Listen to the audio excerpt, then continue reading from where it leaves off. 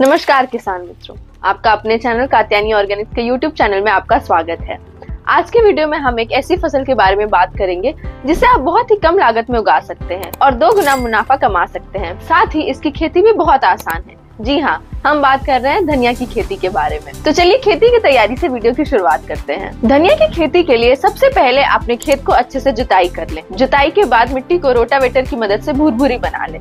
जब मिट्टी भुरभुरी हो जाए तब आप 8 से 10 किलो धनिया का बीज ले लें। धनिया के बीज को बोने से पहले उसे रगड़ना बहुत जरूरी है।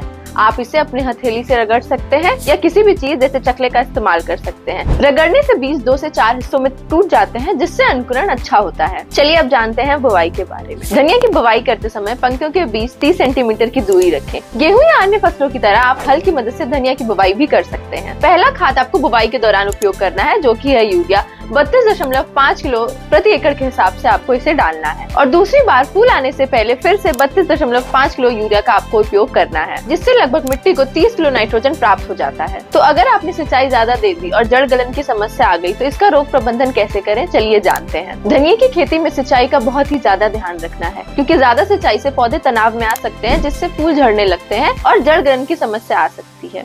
इसके अलावा धनिया में लौंगिया रोग का भी प्रकोप दिखने को मिलता है। तो चलिए जानते हैं कि इस रोग का प्रबंधन कैसे करें। खेत में नमी रहने से ये बीमारी अक्सर फैलती है और इसके लक्षण की बात करें तो धनिया का बीज लंबा और लौंग जैसा हो जाता है और पौधों की पत्तियों और तनों पर सूजन दिखाई देने लगते हैं और छाले भी दिखाई देने लगते हैं। इस रोग के रोकथाम की बात करें तो आप इस रोग से प्रभावित बीज का उपयोग ना करें, स्वस्थ और प्रमाणित बीज का ही उपयोग करें और रोग को कंट्रोल करने के लिए बीज उपचार करें। जिस खेत में ये बीमारी हो उस खेत में 2 से 3 साल तक धनिया की खेती बिल्कुल ही ना करें और रोग का पता चलने के बाद आप प्रोपिकोनाजोल 25% EC 2 ml प्रति लीटर पानी के हिसाब से घोल बनाकर फसल पर छिड़काव करें या कार्बेंडाजिम 0.1% का भी छिड़काव कर सकते हैं। जब तक ये रोग पूरी तरह खत्म नहीं होता तब तक 20 दिन के अंतराल में ये फफूंदनाशी का छिड़काव आप करते रहें। और अगर आपको जड़ गलन की समस्या दिखाई दे तो थायोफिनेट 70% WP का उपयोग करें। अब चलिए बात करते हैं कटाई के बारे में। धनिया के दानों को पीला होने से पहले ही कटाई कर लें। जब दाने हरे रंग के हों तभी फसल को काट लें और सुखा के धनिया के बीज को निकाल लें। और आपको ये पता ही होगा कि हरे रंग के बीज के दाने को बाजार में अच्छा दाम मिलता है। मुझे उम्मीद है कि आपको धनिया की खेती से जुड़ी पूरी जानकारी मिल गई होगी,